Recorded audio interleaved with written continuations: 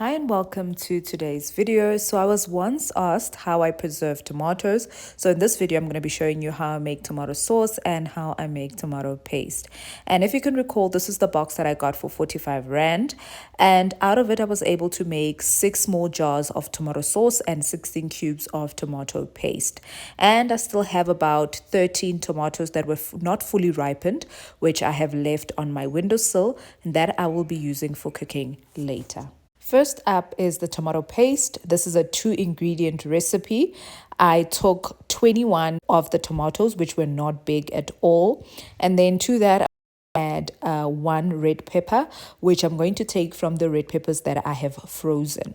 And then I'm just giving my tomatoes a rough chop because I'm going to use the blender later. So I'm adding the roughly chopped tomatoes into a pot, and then to that I'm also going to add roughly chopped red peppers, taking them straight out of the freezer. No need to thaw them. They cook perfectly as they are. And then I'm not going to add any water to this because already the tomatoes do have some water, and considering that the red peppers are frozen, so the ice will also help.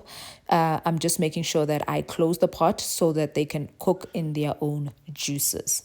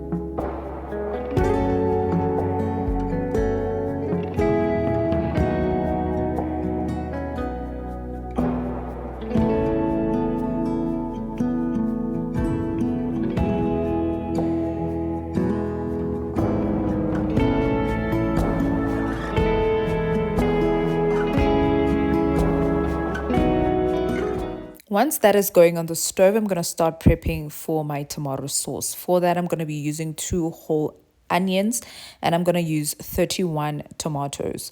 Bear in mind, my tomatoes are very small. So in the description box, I'm going to leave a recipe for 7 medium tomatoes. So if you want a larger yield, you will double or triple the recipe like I did today. I'm just going to roughly chop the tomatoes. Also, the onions are going to be roughly chopped because in the end, everything is going to be blended together.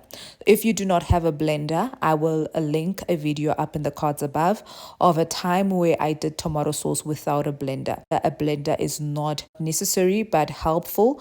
You can definitely do it without a blender.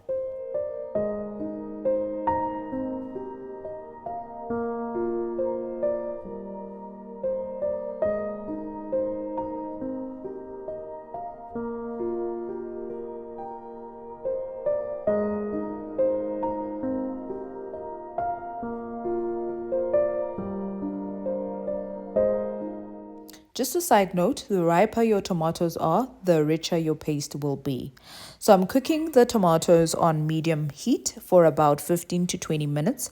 This helps them soften and release their juices, and I'm stirring occasionally to prevent burning. So once the tomatoes are soft, then I'm going to blend them until smooth.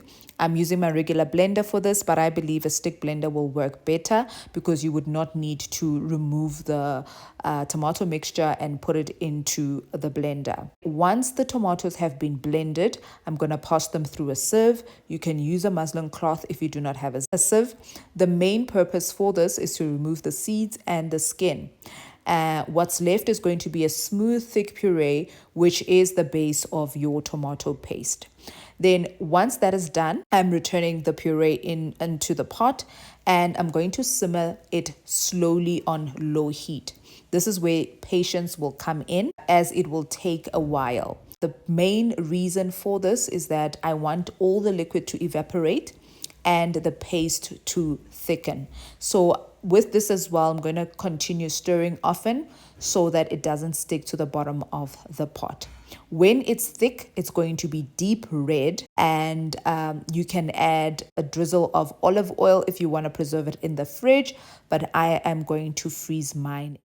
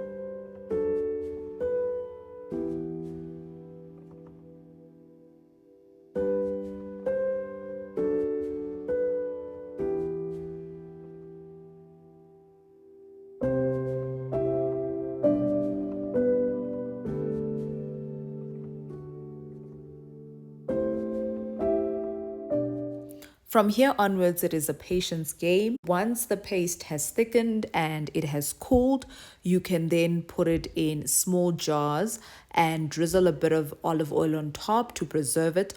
Or you can use ice cube trays, which is the method I'm going to be using because this is easy. Homemade tomato paste adds such a beautiful, rich flavor to stews, soups, and sauces. You can literally make tomato sauce just from your tomato paste. And it is also useful when you just want to make a quick pizza sauce. You can use it for that as well. And what I love about it is that when you make it from scratch, you know exactly what you have put into it, and it was just two simple ingredients. So see how easy that was with just a blender and a little time. You can make yourself a wholesome pantry staple from scratch. And don't forget, these steps are the steps that help us build a home economy that truly can serve our family. Now, coming to our tomato sauce, I am sauteing onions and garlic in some oil. And then once the onions have softened, that's when I will add the tomatoes I have roughly chopped. And it's going to be similar process to the tomato paste, really. I am just going to wait for the tomatoes to soften and cook down. And then once they've released the liquids, then I'm going to transfer them again to the blender and blend. And then again, I'm going to run them through a sieve. And then after that, I am going to cook down and add some more ingredients.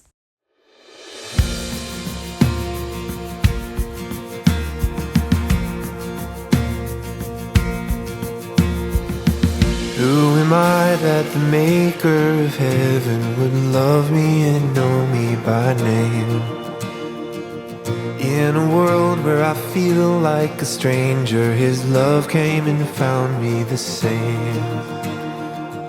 In each breath that I breathe, when I wake or I sleep, everything I need is found in You. All in You. Everything I need is found in You. Found in You, Jesus.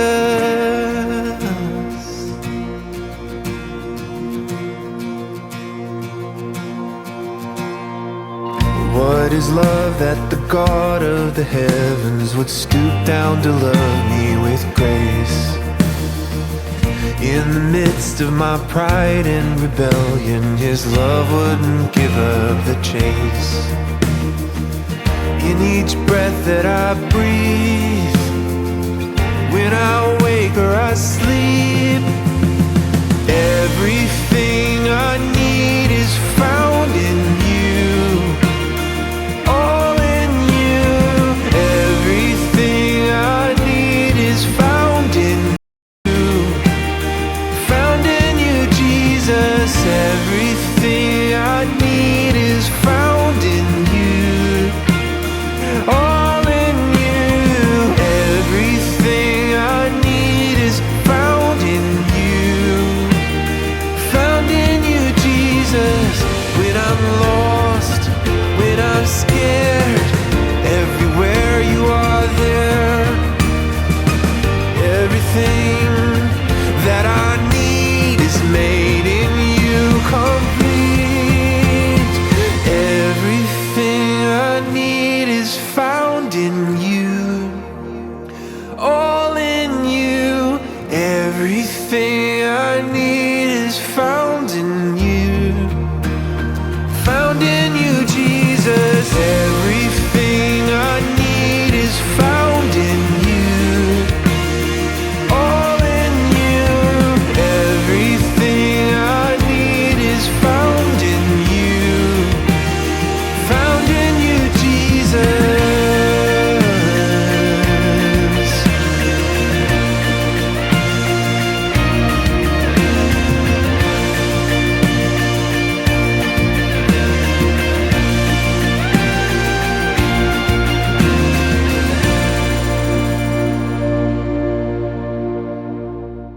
Now, I do not throw away whatever is left after straining, but I save it in a jar and then I will add it to whatever stew I might be making for dinner.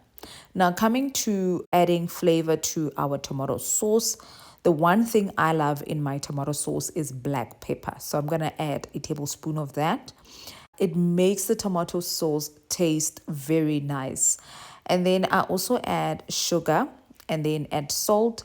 And then I'm also going to add some acidity with lemons. And as you have seen, I juiced 2 lemons for the amount of tomatoes that I used. The recipe will be in the description, like I had mentioned. Once I have added that, I stir and then allow it to cook down and then thicken. And then once it's thickened, I would switch off the heat and then allow it to cool down before I transfer it into jars.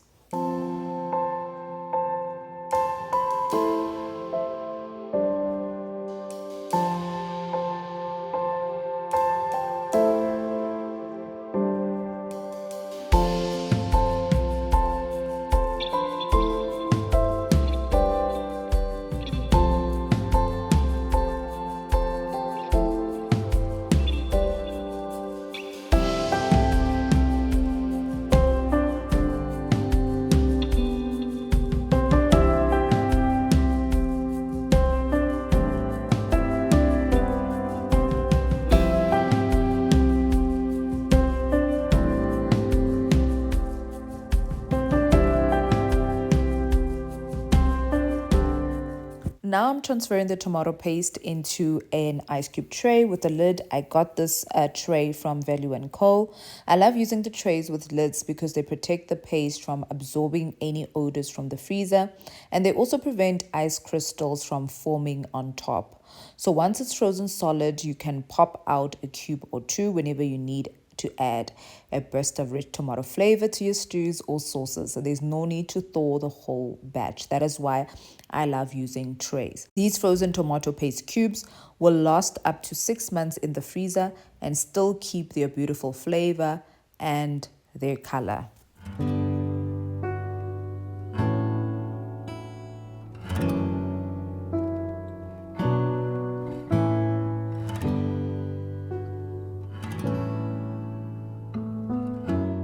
Now this is the next day, so I left my tomato paste in the freezer overnight, and then I took my tomato sauce and then left it on the stove. I didn't put it in the fridge because I knew that I wanted to can it, because I already have tomato sauce in my fridge, so I wouldn't use this tomato sauce right away. And homemade tomato sauce doesn't last that long because it does not have preservatives like the ones in the store. So what I'm doing now, I'm reheating it again because I want to hot pack it into my jars. I just sterilized my canning jars and then I took them out and they were hot. So I didn't want to put cold tomato sauce in the hot jars. That is why I'm warming up the tomato sauce a bit so that when it's hot, then I can put it in the jars. And then I'm going to process the jars for 35 minutes. This tomato sauce is delicious. The store-bought one does not even come close. This is so flavorsome. It is so nice. And what I love about it is the versatility as well. This tomato sauce, I sometimes throw it with spaghetti and then just make some meatballs when I want a quick dinner. And then I also use it for a pizza base when I'm making pizza on Fridays. It is truly so versatile. Even when I'm making homemade burgers, I use the sauce for our chips as well. So this is a very versatile sauce. I love having this on hand.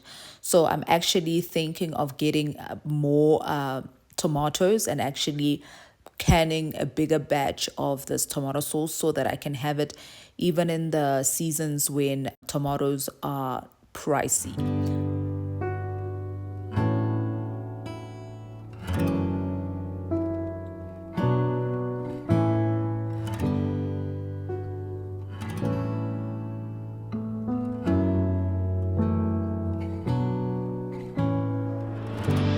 I see you in everything. You're working it all out for me. Oh, what can I do but sing and give to you all the glory? You put all my fears to rest. I bring to you my anxiety. Oh, I am forever blessed. Your passion is always chasing me. You are maker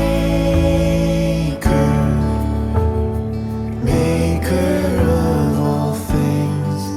You are lover of all beings, my redeemer, bearing all my pain. You are Jesus, and I love to sing your name. Now, this is what building your home economy looks like. Using your hands, your time, and wisdom to create rather than just consume. It's not about doing everything yourself, though, but about learning to steward your home with skill and intention. Start small, one homemade staple at a time, and you'll begin to see your home thrive from the inside out. Before you go, I'd love to hear from you. What's one item you'd love to stop buying and start making at home? Leave your answer in the comments section down below so we can inspire one another to build our homes with skill and grace. Till next time, friends, stay blessed.